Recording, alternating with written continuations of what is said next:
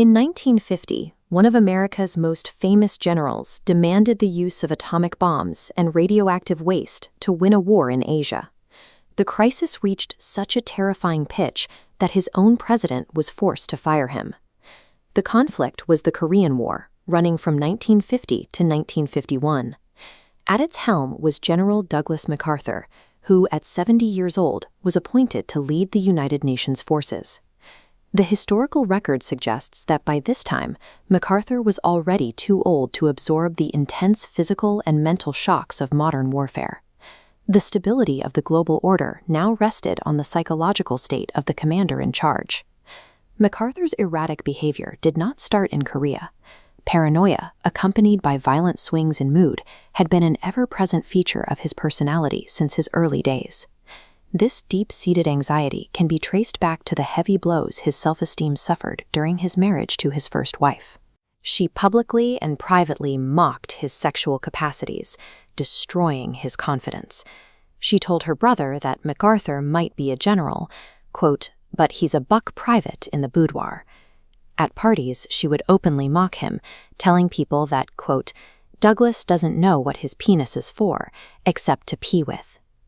This underlying anxiety provided a persistent, unsettling context for a commander who was as ambitious and forceful as he was dangerously unbalanced. Initially, MacArthur's psychological cracks were masked by brilliant military success. He orchestrated the Incheon landing, a daring amphibious assault achieved through incredible risk-taking. This victory swelled his prestige to such heights that his military decisions were rarely questioned by his political superiors in Washington. He was elevated to an almost untouchable mythological status. Observers at the time noted that he was, quote, "like a Greek hero of old, marching to an unkind and inexorable fate." This unquestioned adoration bred extreme overconfidence. Upon his appointment, he claimed he could handle the communists with one hand behind his back. Because of this extreme public success, it became impossible for Washington to see his violently swinging moods or to gain an accurate, balanced view of the military situation on the ground. Driven by his own agenda, MacArthur determined to completely free North Korea of communism, even though this was never the aim of the UN intervention. In pursuit of this personal goal, he completely ignored Chinese warnings. He pushed his forces ever northward, approaching the Yalu River, which marked the border with China. By vastly underestimating his enemy, he marched his troops into a highly vulnerable position, exposing them to harsh, freezing conditions. The commander's unchecked ego directly triggered a collision course with a massive, unacknowledged threat gathering just across the border. The Chinese reacted. They crossed the river in force, inflicting a devastating defeat on MacArthur's exposed troops. Between the 4th and the 9th of November, the general underwent an extraordinary 5-day psychological break.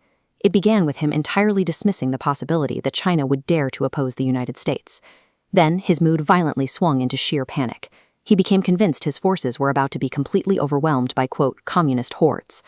Yet by the end of those 5 days, he returned to an eerie, delusional calm, certain he could handle anything thrown at him.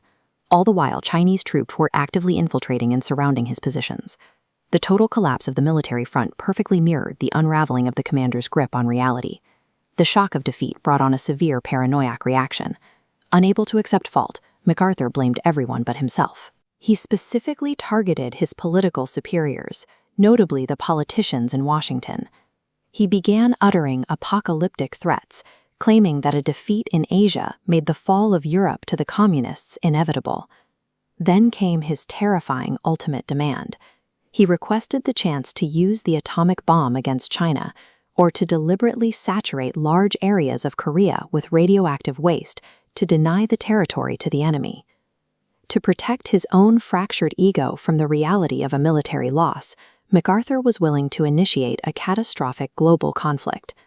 President Truman and the American chiefs of staff realized they could no longer leave so severely unbalanced a commander in charge of their armed forces.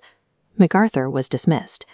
In a moment of deep historical irony, upon hearing the news, MacArthur projected his own mental decline onto his boss. He told his successor that President Truman was suffering from, quote, malignant hypertension, characterized by bewilderment and confusion of thought.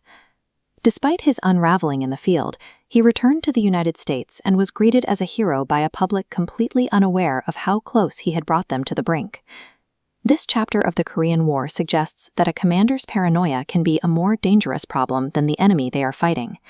If military authority rests on the mental stability of one person, how can a nation protect itself when a hero loses their grip on reality?